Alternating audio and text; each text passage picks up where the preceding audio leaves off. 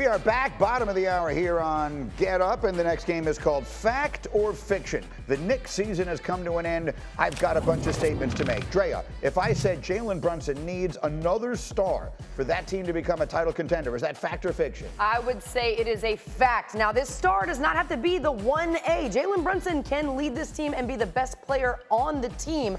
But to get to the finals and compete against the talent that is coming out of the West for years to come, another star is what the Knicks need. All right, I'm going to come back to that one as we go. But, Alan, you're next. If I said the Knicks coach, Tom Thibodeau, plays his starters too many minutes, is that fact or fiction? Well, it's fiction because most of his starters weren't even playing. They were hurt. I mean, that's part of the problem. Good point, Hahn. Who are you going to play? After a while, they were looking at Wally Zerbiak and me saying, can you suit up? And there was nobody available. Monica's the better shooter, though. They probably should have put her in uniform. Yeah, but that's a good point. Their starters weren't their starters by the time it all came to an end.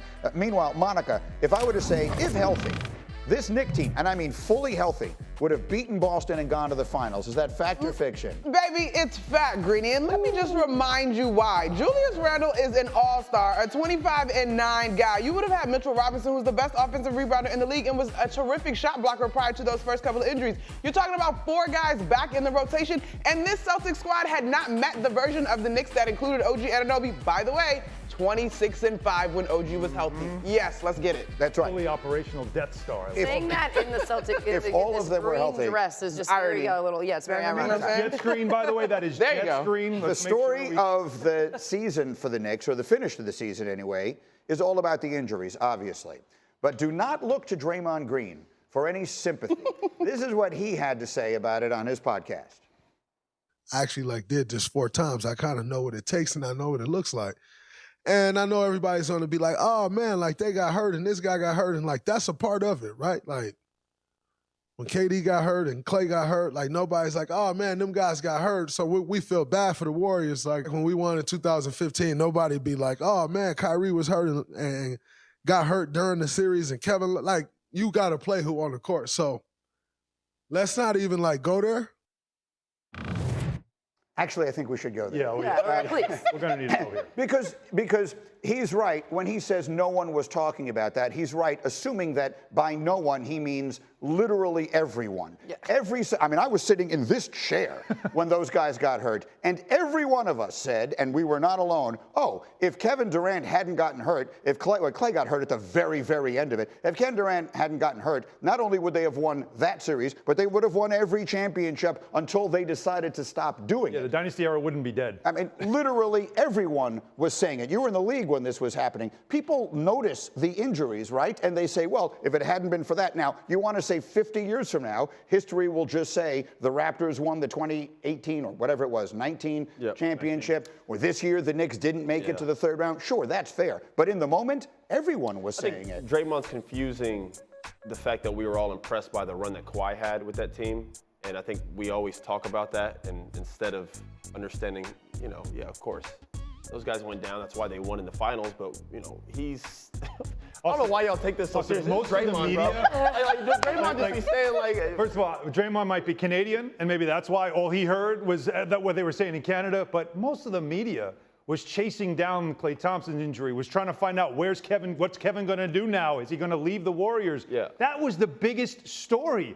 But don't let facts get in the way of a good story for Draymond and his podcast. I unfollowed it right at that point. I unsubscribed. You can't do that. Well, he's going to spend a week on TNT talking about the conference finals, and I don't even know if I can trust what he's saying because he's completely rewriting history. There's no way anybody wasn't talking about those injuries, just like there was a lot of people defending LeBron James when he lost, when all he had was him and Matthew Dellavedova trying to win a championship against the Warriors. I continue to say that LeBron should have been the MVP of that final, despite the fact that they lost. There you go. They lost that series. LeBron James led all teams in every category because he had to. Yes. He had Dellavedova, and they actually won 2 games in that series when they had no business winning. Love got hurt. Kyrie Irving got hurt. Yes, context does matter. It did matter then, and it does matter now. I'm just sitting here, look at the names at the bottom of the screen. The amount, even if what Draymond is saying is true, which we've already decided it isn't, those situations that he named still aren't close to the number of injuries that the Knicks had to deal 4 with of your 8-man rotation. It's more of an impact. Yeah, single impact. They might have more names on this list, but I would rather have Klay Thompson and Kevin Durant. healthy at that time. compared to all those guys. No, that's fair. But actually, the team of guys that we just put up there would have beaten the Knicks. Right? If you took the Knicks who didn't play and played against the Knicks who did play, that would be a sweep. Jalen would beat them was a easily. swing down the stretch. So I think this is a microcosm of like what it is to be truly in it, right? Like because Kawhi Leonard gets credit as the one guy, at least every time I tell the story, that has been able to add water year one, win a championship, right? And so for the Warriors, for that camp, you're right. It's like everybody talked about Kawhi and overlooked the injury piece. I personally am always pointing out that the one time that this super team thing, add water, win championship, worked, and the injuries were a huge part of how that story goes down. So I kind of get where Draymond is coming from, but I was also like, no, bro. Yeah, he made all that up. Yeah, no, that's what you're saying exactly what I said. You know, where he's getting caught up in us just giving the amount of respect that we did to Kawhi and the Raptors for making that run. Listen, every team needs luck.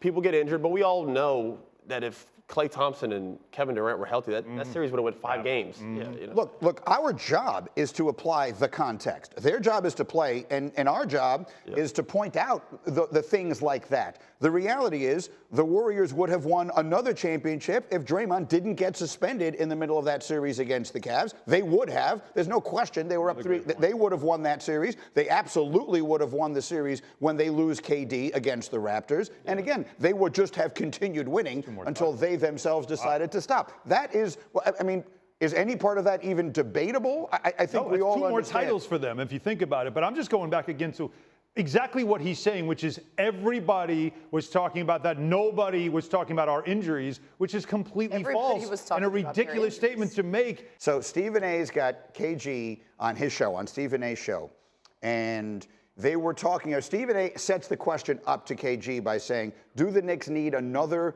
star, another A-level player, a 1A with Jalen Brunson to go on and win a championship? And Kevin Garnett, as you will hear here, says, no, they don't. They already have one. Man, Julius Randle is a 25-10 guy in this league. I love Randle, but he ain't the number 1 option, though. You tripping. Because you know what happens when you bring in a superstar, you bring somebody else, you got that superstar, you gotta intertwine him in with the fabric of what the Knicks are. The Knicks are gritty and they grutty. They play for 48 to end your, they tears. If you can't fit that, the Knicks are perfect. The Knicks should not be touched.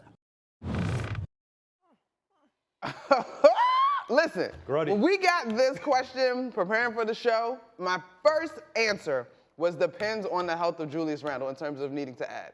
And I get where Stephen A is coming from, but I agree that the balance, the identity, Wendy sat up here all last week, talked about how this team rides for Tibbs. The balance in that locker room and in that organization in terms of how we win is something that needs to be protected. You cannot just add insert double-double guy and let's roll out. It has to be protected.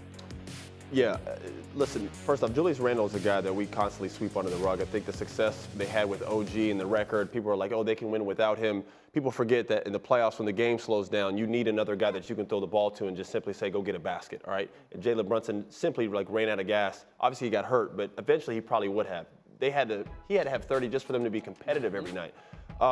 This team fully healthy is really, really good, man. In an NBA that's wide open, we just talked about a dynasty's dead. There's no team right now that's just dominating the NBA.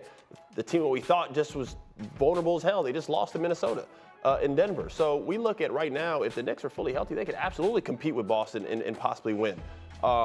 Do they need to make a move this offseason? You can always get better. Boston did that a couple years ago when they got rid of Marcus Smart. No one really thought that was going to happen. People thought he was going to be a lifer. Yeah. But they doubled down. They got rid of him. Then what came in their lap? Drew Holiday. They got better. So, you can always make moves and improve. But KG is absolutely right. You can't just go out there and grab a guy that doesn't fit the mold of this team. They have a good team right now, and they need to hold it down and look for a certain piece. The goal is not to be good. The goal is to eventually win a championship. It's been over 50 years. And this is now the hardest part for any front office. And we all know stars win in this league. We all know that. In the end, you need stars, as many as you can possibly get. Phoenix shows you that it isn't just throw them together, it's going to work, right? We know that. If you blow up your roster to get a star, you get Phoenix. You have to still make the right move and the right piece, which is exactly what Kevin Garnett is saying.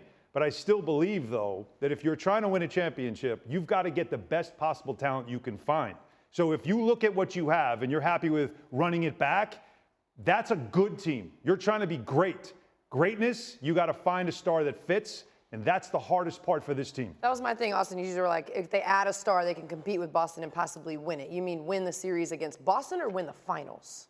I think if you could beat Boston, you could beat anybody. Absolutely. I mean, yeah. I think the Knicks, again, going back to what we said earlier, if they were fully healthy, and look, everyone isn't fully healthy, or many teams aren't fully healthy by the time we get to this point. That's part of the game. And again, it's part of the coach. If they had all those guys that you just saw on their screen right there, they would absolutely have had a chance to win the championship this year. So Himbo popped this stat that the Knicks were plus 208 in the 44 games when they had Julius Randle and Jalen Brunson available, right? Which is huge. But I really think people are negating that if this team is healthy, the way that they had grown, not just from the trade deadline, the way that Mitchell Robinson and Isaiah Hartenstein were able to defend, yes, and I get it, Joel Embiid is dealing with the knee, but you saw them at times in series really continue to evolve. So if that team had stayed healthy and continued to grow, like the Knicks play harder than everybody. Like that's simple, but it's profound and is a difference maker in terms of their culture. All right, the playoffs continue tonight, and we've got Game 1 of the conference finals live here. You'll see Tyrese Halliburton and the Pacers. You'll see Jason Tatum and the Celtics. Game 1 on ESPN. Countdown crew tips it off at 7